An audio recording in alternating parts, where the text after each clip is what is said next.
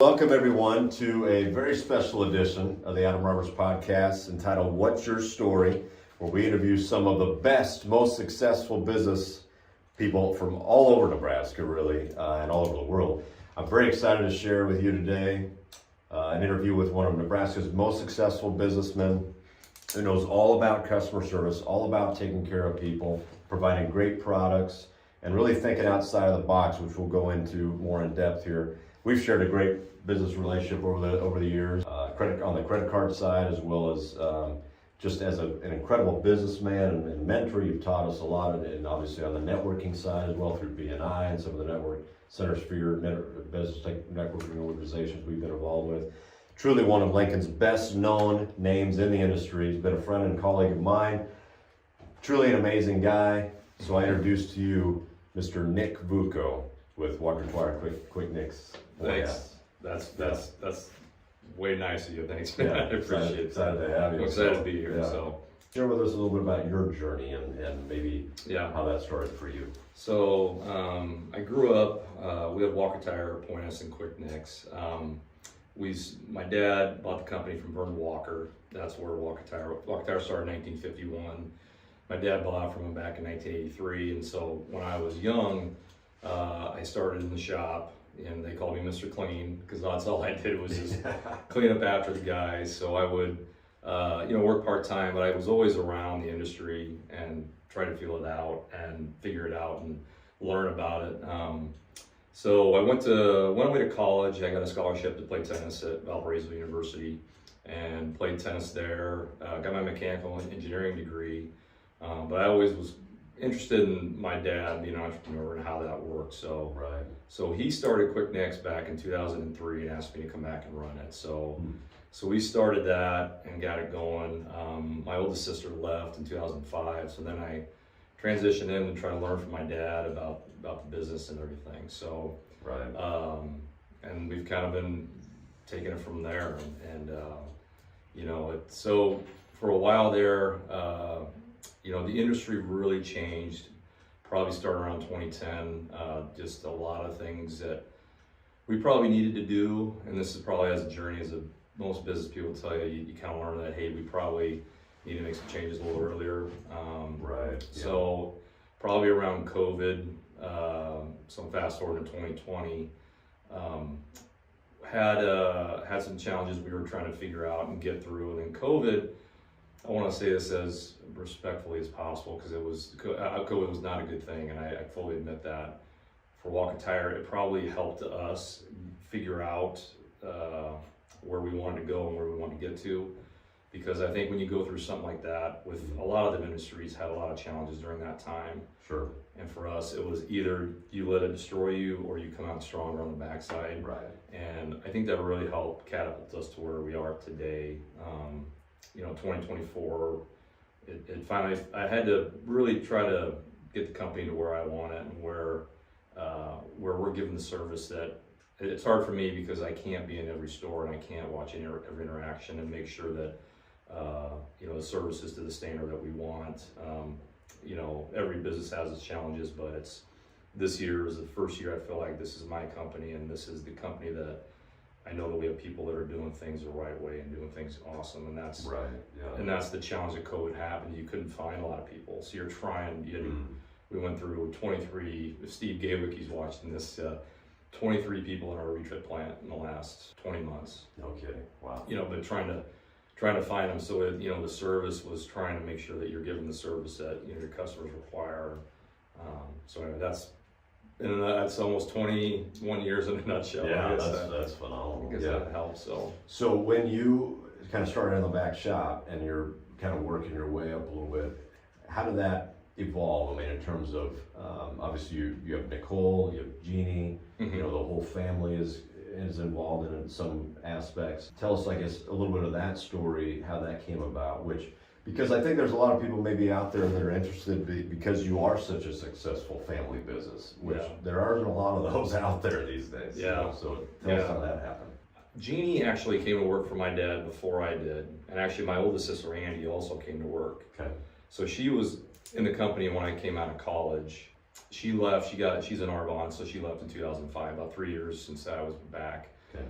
Jeannie went in the Marines after she came to work with my dad for a few years, and then wanted to just do some kind of off the wall crazy, some my dad didn't want her to do. Sure, yeah, sure. So she went in the Marines there for I think 2-3 years. Wow, I did not know that. Yeah. She's so she I always liked telling her she won her boxing division. Yeah. Oh wow. So yeah, but she's so Nicole really, she went to work in the medical field, but I came back and I was really intrigued by the company. I wanted to learn it and start with the Quick Nicks and do it. So fast forward, it was really, I came in back in 2003. I brought Nicole, decided to come in, and then Jeannie wanted to come in probably within about a 7-year period. Andy left 2005. And so Jeannie's really, she's in charge of all the retail stores now. She's our retail store manager, overseeing all the stores, kind of the mindset of making sure we're giving the same service at all 3 stores. So, Sure. Yeah, that's how it came about. That's phenomenal. Yeah. Since you are such a quintessential family business, obviously incorporating multiple siblings underneath your father, and you've done it very successfully. How do you navigate that? I mean, some people couldn't imagine working with their sibling, or navigating that without, strangling each other. So, well, I think every person watching this that works in family business knows that you have those days where you just want to. Yeah, I can tell you a lot of stories. But I think it's everyone's got the company's best interest at heart. And that's, you just got to try to manage it as best you can. Communicate. It's one thing I've learned that I've really tried to improve on the last 2 years. A lot of very good communication with our key people and everybody, and even so that's. I think us family, Vukos were Croatian and Romanian, so we have no problem communicating with each other. That's good. and it's funny you say communication, because that's obviously you're good at that, which that sometimes is the it's the downfall of a lot of family businesses, is the lack of communication. So well, I'm going to tell you this much, okay? I brought in last 2 years have probably been the biggest growth that I've had, of realizing where I needed to get the company to run how I want it. Right. And the first thing that brought Tony Obilovich, if he's watching this, but he came in to help me out, and he pinpointed and he said, "Nick, your communication is garbage." And that's I thought it was good, but then I didn't realize what great was, or how to be great at it. Yeah. And I'll tell you what, it's just, I've realized that we have things that every company's got their issues, but it's usually due to a lack of communication. Like we got a rather large fleet that just came to us, and the vendor they were with, they were very frustrated with because of lack of communication. And you have, whenever you get a problem with a manager in a shop, it's usually the manager's not communicating with the shop. So what we've really focused on is trying to overly communicate. I just happened, like I was up in Omaha for a doctor's appointment, but I have a key people thread that I just said, "Hey, I'm going to be in Omaha, I'm not going to be available." Turns out we had an emergency part that we needed for a store that was at Infinity, and it just so happened, just by me doing that, she said, "Are you in Omaha? Can you go to Infinity?" It was literally a minute away. Nice. I grabbed it on my way back, and just overly communicating is really, I've noticed, helped really solve a lot problems and help the culture of the company a lot better. And the customer benefits. And the customer benefits, yeah. That's phenomenal. Yeah. That's fantastic. Yeah. That's what it's all about. Yeah, because if you're not helping customers, then the business falls apart. Yeah. For sure. Yeah. There are a lot of things I was kind of researching. I know with the new partnership with Point S, there's a lot of things you guys that are unique. What makes Walker Tire Point S stand out for the competition? What makes you different? So we joined Point S in late September of 2019 because we understood that the tire market was changing. A lot of people were being acquired, and we needed to have some way of being competitive in the market for somebody that's on a very tight budget trying to get an affordable tire versus someone that's looking to get a quality tire. Having rebates on the backside, everything to benefit the customer, to benefit the shop, and the marketing side. So, so Walker Tire Point S, what we have is we can work competitive with anybody in the market on the entry level. all the way down the line. But we have the best warranty in the market. So we have a 4-year road hazard warranty. It's actually lower than one of our competitors, but it's a free replacement down to 330 seconds of tread. Okay. We're also the only company that has an all-wheel drive warranty. So anybody watching that's had an all-wheel drive car, if you need 4 tires, let's say you're halfway through the tread and you run 1 tire, you have to put all 4 on. It's a very unpleasant conversation when some people don't know about that. You say, hey, I got a flat tire, and they come to get a flat, nails through the sidewall. Hey, I'm sorry, Mr.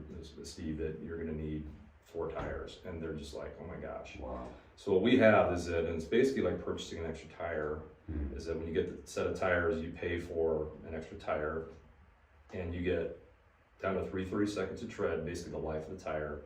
You get all 4 tires replaced for free, and all 4 installations for free, which is usually at least $1,000 value.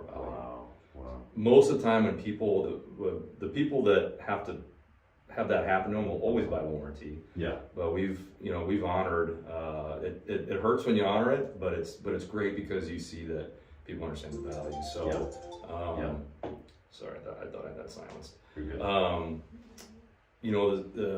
The other thing is we still have an oil for life package you can purchase for tires for $149. You can get $50 oil change coupons for life of the tires. Wow. That's still no one offers that. Nice. We have ASC certified technicians. We have a rewards program. I don't know of any of our other competitors that do that. So you get 3% back on all your purchase. If you spend $100 excluding taxes, you'd get $3 back in rewards.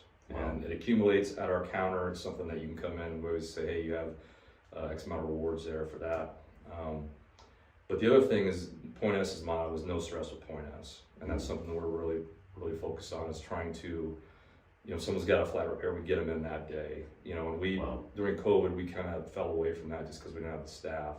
But if you have a flat, we understand that's a vitally important time. We got to get you in and out that day, and the staff kind of knows that. So so you can buy a tire anywhere, you can get service anywhere, but the amount of people that I have that have gone places where they had work done, we have a new marketing company, and one of the young ladies there was frustrated. She had some work done, took it back to there and tried charging her to fix it. And she goes, well, this is the problem. Like, this shouldn't be under warranty. So we love using our warranties. We love when we know that people can go anywhere now. You have a lot of options, but my motto is you always measure a company when something goes wrong. Because when it goes right, everything's great. Right. I mean, we don't want something to go wrong ever to happen, but we always want to make sure that if you have a warranty issue or anything, we take care of you. Absolutely, and I can attest to that myself, being a quick Nick's, Walker Tire customer myself. Even in some weird, crazy situations that I've gone through, where you guys have always stood by and have really helped us out, which is phenomenal. And I know so many other people in town that can attest to that as well. So obviously you built a tremendous name doing that. Not just talking the talk, but walking the walk and doing what you say you're going to do, which is phenomenal. And it's been our great pleasure through my payment processing business, First American. We've been honored to serve Walker Tire for many years, and seeing up and close, the incredible team that you have. I think one of the biggest challenges it seems like business owners face is finding good people. What advice can you give, I guess, to some of the entrepreneurs out there, some of the smaller businesses out there trying to grow, trying to find good people? What advice would you give to finding good people? You're going to have to go through some people to find them. You got to really have what your vision is and what your goal is and what your expectations are.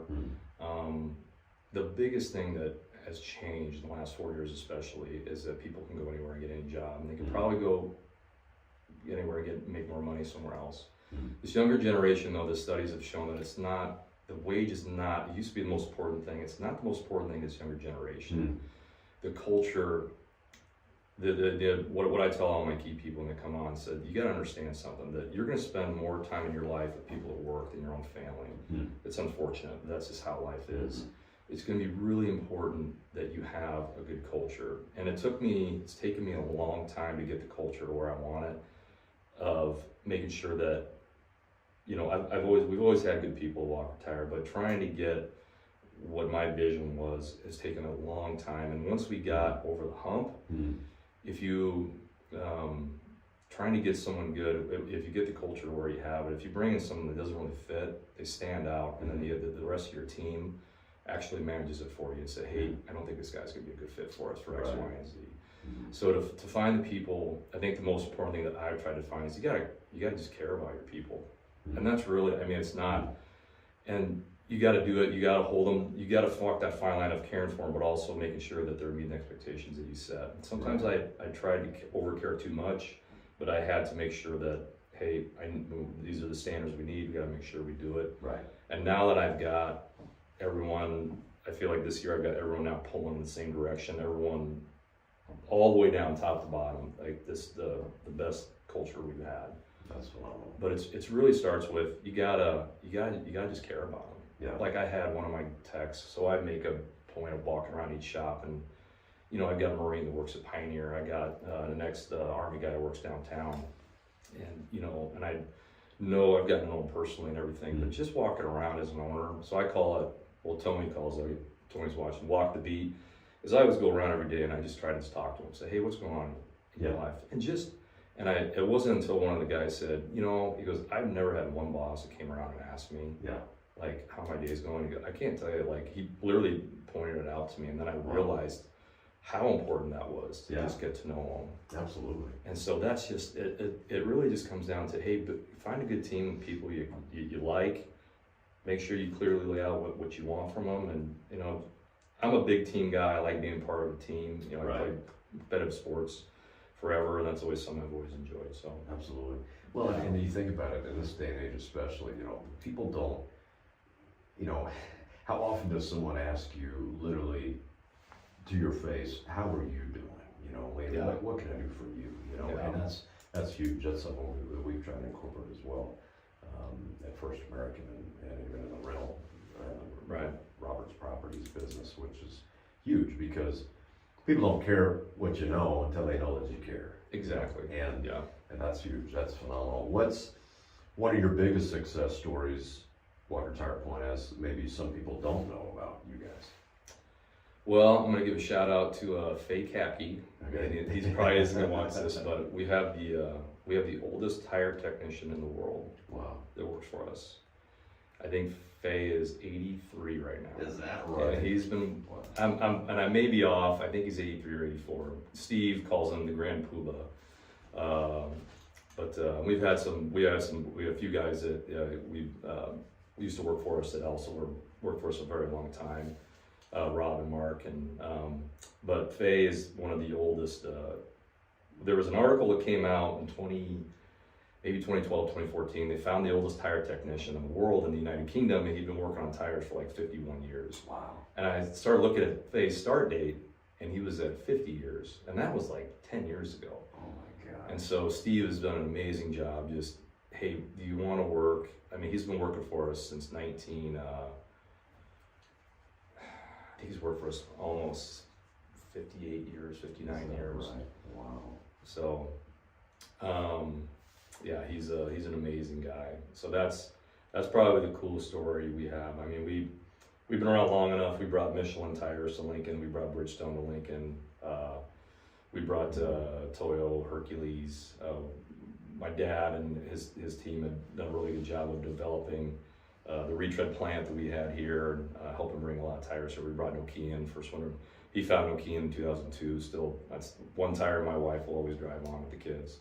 Those tires are great. Yeah. I think I've had those too. They are really good tires. Yeah, the winter tires are amazing. So Nokia designed the first winter tire back in 1918 or something like that, and so they re-engineered it. They were the first ones to make the all-weather tire. So Quick Nick's won the national award in 2003 for best looking lube shop, so that was pretty cool. No kidding. Yeah. Anything else? Quick Nick is actually my grandpa. Okay. And that's him when he's my age, 45. Okay. So if you see that picture, that's him. And so you're the third Nick in a row. Third Nick, yeah. Wow. Yeah. Phenomenal. So I have my oldest boy's Nick, and then my second boy's Johnny and Christian. So I'm like, hopefully they don't have like, Yeah. hey, why don't you name me Nick, Dad? Like I'm not good right. enough. Yeah. So now you got 4 Nicks. That's yeah. phenomenal. And maybe that leads into the next question, which I was going to ask you. What are you most proud of? I can imagine that has something to do with those little ones. Isn't that, it's every guy though, right? Yeah. I mean, you know, I've done, you know, everyone's done a lot of cool things in life. I feel I've done a lot of cool things in some competitive sports and a lot of things, but yeah, I'm definitely, mostly I'm proud of is my kiddos. Those are, my wife, she does a great job, and yeah, I'm just always excited to see what they're doing and where they're going, what they've done. So as you were building Walker Tire Point S, I mean, obviously you've reached a level now that you've always tried to attain. There were times where maybe you hit some low points, you know, tell us about that. You know, maybe some times you didn't think you were going to make it, or even, you know, challenges you had to battle through. Can you tell us about that, and how did you get through it? How did you fight through those challenges, and how did it result? Boy, I mean, I'm sure every owner can talk about challenges. The hardest part that I had to learn about the company is that if you're ever to sell your company, and if you can't, if you leave the company and it falls apart, then your company's not worth anything. And that was the hardest part with my dad. My dad was so ingrained in the company that we really didn't have any policies, procedures. Everything was in his brain, and I had to try to learn that. Right. And that was the hardest thing to learn. So and then when I stepped out, you know, I didn't really understand the commercial side. That was a really big challenge. And then I also learned that hard lesson when I stepped out of Quick Nicks and I lost my manager of 10 years. And, you know, it's trying to make sure that I was communicating as best I could. It all came down to the biggest problem that we had was the communication wasn't as good as it should have been. So what you have to do is you have to, you know, to run a business, you got to really be resilient. You got to dig in. You know that. You have to. Luckily with engineering, what it taught me was there's problems, facts, solutions. What's the problem? What do I know? What's my solution that I'm going to do? You know, the big thing that happened there was I realized I needed to get people that I wanted that, you know, to take me. My dad had a group of guys, you know, Mark McGinnis, Rob Barlow, Mark Colburn, Faye Cappy, Glenn Jones, all these guys around my dad. I needed to start to cultivate and get my generation of guys. And the problem was I realized I had one. His name was Alex Kuma downtown. I don't know if you remember Alex. I do remember Alex. Yeah, great kid, man. Yeah. And I'm like, I only got one guy. Like, all these guys, like, where's my guy? I'm gonna start building my team. Right. And that's where I think that started to happen. I forgot Mel Ryan, throw Mel Ryan in there. But I needed to get, it started around COVID. We started to really figure out I needed to get the next management team in our truck center, commercial truck center.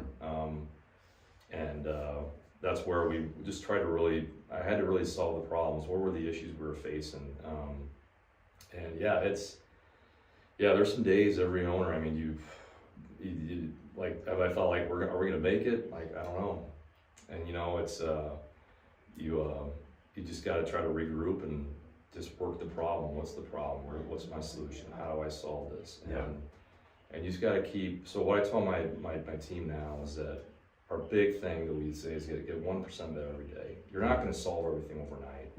You know, I think we're close where we wanna be, but I think that, you know, our goal is to be the best tire company in town, and that's something we're always striving for. So we're always trying to analyze where we're weak at and what we need to improve on. And that's what's great is that our communication is much better now that we're really solving problems very quickly and trying to figure it out. So but as an owner, if you're starting a business, you know, you gotta make it's gotta be a lot of sacrifices, and you gotta just if you want it, you just gotta keep grinding and working towards it. Absolutely. So that's phenomenal. So think about, I guess, maybe the business owner out there who's kind of a one-man show, right? Yeah. And he's, you know, he's the mechanic, he's the bookkeeper, he's the you know, customer service guy, he's everything. What advice do you have for that guy to try to break out? You know, because I know I don't know what the number is, what 60% of all businesses fail within Yeah, the it's first really several high. years, right? Right. You know, what advice do you have for that guy on how to scale, how to get to the next level? You know, when you're a one-man show, utmost respect for those guys when you start out. I mean, I didn't have to go through that. Yeah. You know, I mean, but Yeah. that's what I've kind of learned is that as your business grows, if he's doing a really good job, the business grows. You can't wait to hire. You got to hire to achieve where you want to be. You know, because there's only, you know, one of my mentors kind of taught me, you know, a tech, no matter how hard you try, no matter how much you do, there's only so much you can do in a day. Right. And so that's when we regrew our commercial truck center and said we hired guys when I didn't think we could afford them. Like I'm like, okay, we have our metrics that we follow, and then all of a sudden business grew and we kept growing. So, you know, we're kind of doing that with one of our stores right now. We're trying to get, we've got some goals that we're doing is trying to get the advisors in place, and then we want to add a tech to help, because then hope that's, you know, you should see the business grow. So Right. I would say plan for growth. Yeah. Because you're gonna run yourself in the ground, you know, but really think about what's the best. If he's doing bookkeeping and everything, you know, my thing is I hire for my weaknesses. Yeah. And that's what I would do for him. What do you really don't want to do? Right. Right. What's the last thing you want to do? Yeah. You should probably hire someone for that. And maybe at the start, you may have to have them fit into some other roles just for payroll purposes. You know, your labor percent for a normal mechanic shop should be 40% of your profit. So if your payroll, if you're generating enough profit in a month, that's, you know, if you're making $50,000 and you're making, you know, 30% of your profit, you've got some room to afford someone to be profitable. So that's how we gauge of, you know, the stores where we're at. Because once the store starts growing, if he's a one-man wrecking crew, you know, he can maybe afford that for now. So yeah, and that takes faith, right? I mean, that takes it does. The sort of the gumption to say, just put yourself out there on a limb. Hey, I'm going to hire this guy. I don't know if I got the business for it. I don't know if I'm going to be able to pay him. You know, but you put that out there with the expectation that if you build it, they will come. Right. That's phenomenal. Yeah. Right. And obviously, you guys have done that, which is tremendous. You talked a little bit about COVID, how it affected you guys. Go a little bit deeper into that, though. What you said that it tightened things up a little bit for you, refocused you, I think you said. Tell us a little about how that worked and what some of the goals were that came out of that. How did that refocus you guys to what were some of the points that you laser beamed in on? Well, the biggest thing that it did is that it was almost like for us, for our stores, I think it was most mechanic shops, is all of a sudden the faucet just turned off. And just, we went through, you know, in March, it just, all of a sudden we went from having a very decent year to nobody came in. Yeah. We had one of our challenges at our store. We had a manager that was there that kind of abandoned us, and we had some new guys. So our Pioneer store was the one that Pioneer store went through a very hard time downtown, took a very big hit because everyone was working remotely. So I think the big change that it did is it helped a lot of our key people now grow a lot. My sister Jeannie, she really grew tremendously out of COVID because number one, she lost a manager, lost a tech, and then forced her to either adapt or grow, either get destroyed or grow.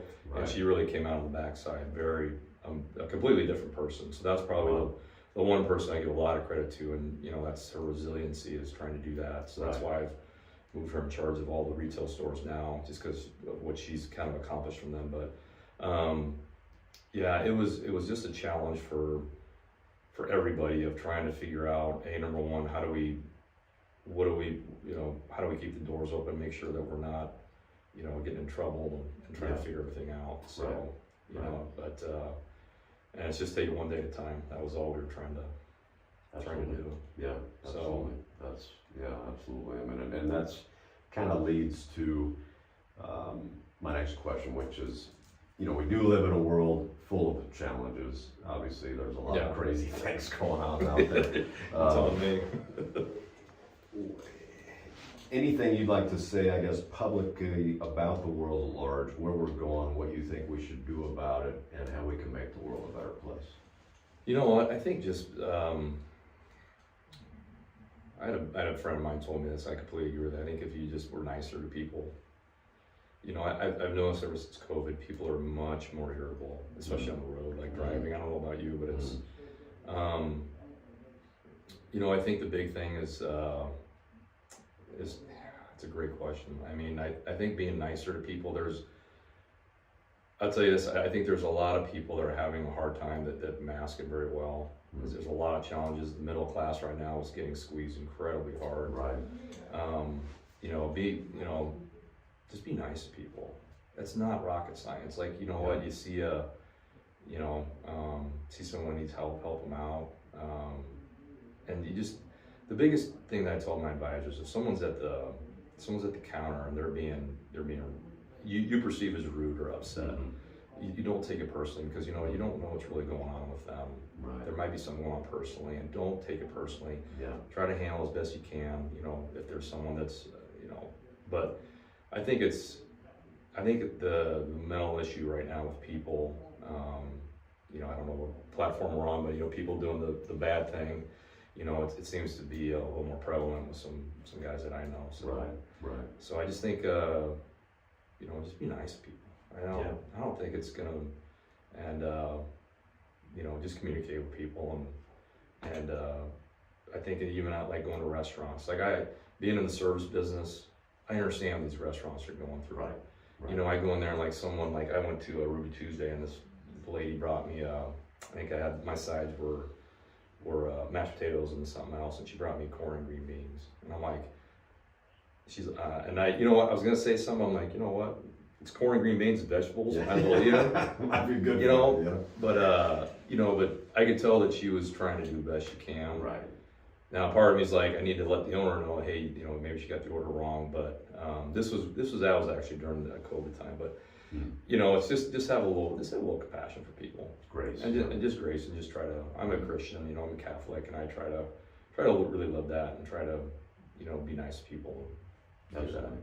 Yeah, I've seen you at church, I think, a couple times too, and it's phenomenal. I was just at a business fair yesterday, and at the table across from us, the first American table that we had, there was another table with a guy just selling shirts that said, "Kindness destroys hate." Yeah. And I bought one. I was like, I gotta get one of these. This is, because it's so true. We do live in a world that's becoming, and I think that's one thing about social media that has really been sort of a side effect that's been detrimental to society, which is, we can hide behind our screens. We can hide behind our phones a little bit and just take shots of people, or even, our feeds automatically populate things on the phone or in our screens that are things that we like, right? Yeah, things that we agree with. Yeah. And so we don't really hear the other side. We don't have that, cordial discussion where we can,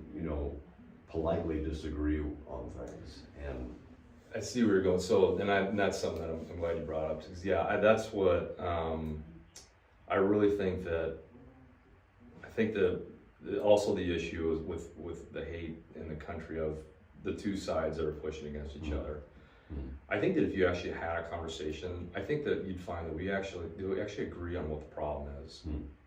But I think, because I've actually tried to do this, I've always tried to take an analytical approach and try to, look at both sides and try to make sure I'm not understanding and not get swayed one way. But I found with one of my friends that we actually agreed on the problem. Oh, okay. But we just didn't agree on the solution. Right. And it's like, so really, if you look at it, we both agree. Yeah. But we just don't agree on how to fix it. And that's where, I think really trying to do trying to understand the world. The world's gotten pretty crazy, and I don't know if this would, what's out there of what you read sometimes, whether it's true or not. So I try to look at sources and try to make sure, like, hey, I try to look at both sides and try to understand what they're trying to do. But but if you sit down and actually just communicate with someone you disagree with, I think if we could do that more, it would help a lot. Absolutely. And just be respectful about it. Yeah.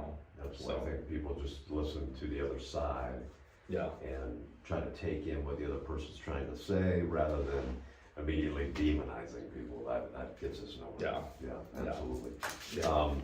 One other thing, I know one of the other thing that we share, both you and I are, I've got a whole list of other questions here too, but one thing that we do share is on the fitness level.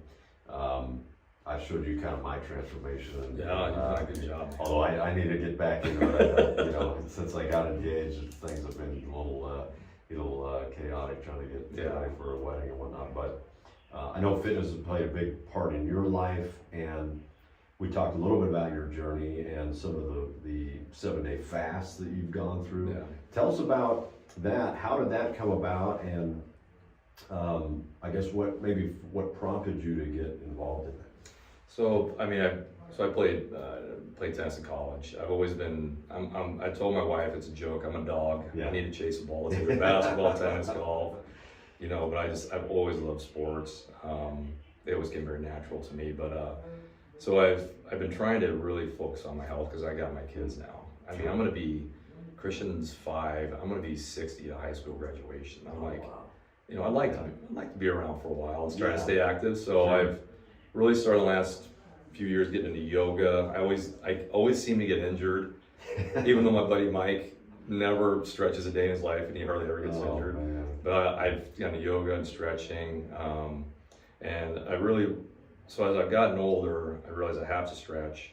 But my wife was all into the fasting thing, so I didn't even really seek this out. As she started talking to me about it.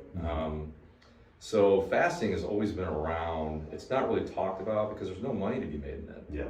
No one's profiting off of it. But our bodies have been accustomed to going without food for thousands of years. Wow. Because you think about it, 500 years ago, you didn't eat unless you killed something. That's true. Wow, that's true. So I mean, you didn't have your cereal in the morning. You weren't eating 3 days. That's in the last 50 years it really started that. Wow. And that's so our bodies are accustomed to doing it. So there's a doctor, and I don't want to mispronounce his name. I feel bad doing it. Dr. Prod. I'll have to look it up here. But he really kind of changed my trajectory and of what. I'll have to find his name. I'll get to it. But my wife had me listen to the video, and he talked about the benefits of fasting. And I'm like, so I started intermittent fasting about probably 3 years ago. So I'd eat once a day. I'd also, maybe skip breakfast. Right. But she started talking about a 7-day water fast. I'm like, 7 days of water, no food? I'm like, no way. Yeah. And he's actually a doctor that's got the data behind it of what it actually does to your body. And some of the benefits was weight loss. It wasn't really for weight loss, but after 3 days, most people think that it will eat your muscle. It's not true.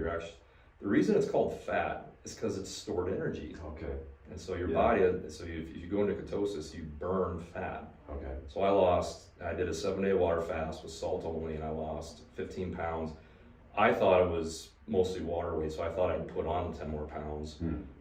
It really changed my eating habits, but I lost. Right now I'm 188, I was 202 when I started. Wow. And that's been a month and a half. But weight loss is one thing, but I also wanted to, it's a way to reset your body and to really, it's like resetting your computer, hitting the power off button, but your body quits digesting food because all we do is feed it, and it's just continually working. It allows it to go in and fix things internally. And one thing that it does is it tends to utilize a lot of dead cells in your body that cancer likes to tie to. And now my grandpa died of pancreatic cancer. That's not genetic, but then again, they changed their mind on everything. I'm like, and Alzheimer's is something that runs in my family, dementia. So they talk about it creates new brain cells. The amount of stem cells your body releases or creates. I'm not a doctor. I'm not giving any medical advice, but I'm just telling you the research I've done. But the amount of stem cells that it releases is human growth hormone is astronomical. I mean, you pay off the charts. So I was listening to my wife, and I'm like, really? I'm like, if you do that, I'm like, you gotta be hungry. And then he's talking, no, you're not gonna be hungry. So I had intermittent fasted for a while, and then I actually did the 1-day fast. I didn't really go into it thinking I was going to do a 7-day, but I tried it. First day went okay. Second day went okay. Third day I was getting a little hungry, but it's not, the hunger comes and goes. Yeah. It's not, everyone thinks that you're gonna shrivel up and die. Like, you're actually not. I actually went to work. I had some very, very mild headaches, but you have to drink a ton of water. So half your body weight in ounces. So I was 200 pounds when I started, so I drank 100 ounces of water a day. Wow. And then I took Himalayan salt just to give some fiber, sodium to my. You mix that into the water? Well, I did, but it would sit on the bottom. Oh, okay. Because anytime I was getting tired, or if I didn't, I would actually put the salt in my mouth and drink the water, and then that way it's just put a pinch in. Yeah. Do it. Then it's There's also a fast where you can also technically they say you should be taking like a magnesium supplement, a potassium supplement, just to try to some of the nutrients your body needs to function. Sure. Okay. That won't cause a fast. You can also eat a bone broth that won't break your fast, but. Yeah, I had some very mild headaches, a little tired, but I had never gone that long without eating. But it was weird. I drank water, and literally I'd have to go to the bathroom right after, like immediately. It was almost like it just came right out. But normally days 4 through 7, you should be feeling amazing and working out. I was very tired, so what I've tried to research is that maybe I've been eating like crap a long time. I love chocolate. I love candy. I mean, so I go to the movies. And I know. Give me a bag of Flips pretzels, and that bag's Achilles heel. They're like me. Yeah. So that's my one splurge time. So what I found was that your cells were actually and maybe I'm not explaining this right, but they keep those. They can store those toxins. And so what you do is it can help to break down those cells and get some of those toxins out. But if you do, so the one study, the doctor said that if you do one 7-day water fast in your life, you're 70% less likely to get cancer. And that, wow. But the rest of your life? Yeah. Wow. Yeah. So he's Dr. That's incredible. Pradip right there. Pradip Hamnadas. It's Jamnadas. And it's Pradip, I hope I'm pronouncing that correctly. It's Pradip. I'll put it down in the description so people can see that. Yeah, if you can do that. So, he's got an hour and a half video, and that one is the one that really stuck out. Dr. Jung, for the, pull him up for you here, for the fasting, he's kind of the godfather of fasting. Carl Jung? Not Carl, okay. but he really was. He kind of helped me with what to eat. Okay. When I was coming back, the fasting doctor. So let me set what. Yeah, I can't remember his name. We'll look it up. Yeah, we'll look it up. But anyway, so. But no, for me, I'm really. My journey. I'm trying to really take care of myself. I got my tonsils out when I didn't. I had sleep apnea, and she said, well, you get a CPAP to get your tonsils out, because my tonsils were big, and I had my uvula elongated. She goes, well, we can trim the uvula up and get your tonsils out. I'm like, well, let's just do that. She goes, well, I'm just gonna let you know, it is incredibly painful. She goes, I've seen grown men drool on the floor. Wow. So I did that to help my sleeping. I've tried to go to yoga. I've tried to, now I'm working on my diet, so I'm trying to just do whatever I can to try to make sure that I can, because I like playing with my kids. I'm like, I don't want to be the old man that can't get up and can't play with the grandkids or anything. Right. So, wow. Well, and maybe at age 70 or 80, when people are getting cancer, a lot of people maybe you'll just be going until 120. Why didn't we do a 7-day? Why didn't we do a 7-day? Well, it's been an honor to sit down with Nick Vuko, ladies and gentlemen, with Walker Tire Quick Nick's Point. Definitely go see him if you're in town, if you're in the Nebraska, Lincoln area. This is the best right here. So go see Walker Tire at Point S. Thanks, These guys are great. Thanks. Appreciate it, man. So great to have you. All right. Thanks for watching, guys. My first podcast. Thanks again for joining us on the Adam Roberts Podcast, What's Your Story? And don't forget to click and subscribe. Ring that bell down below so you get notified right away of every single podcast and all the content right away. Can't wait to see you next time. So excited you could join us, and we'll see you on the next podcast.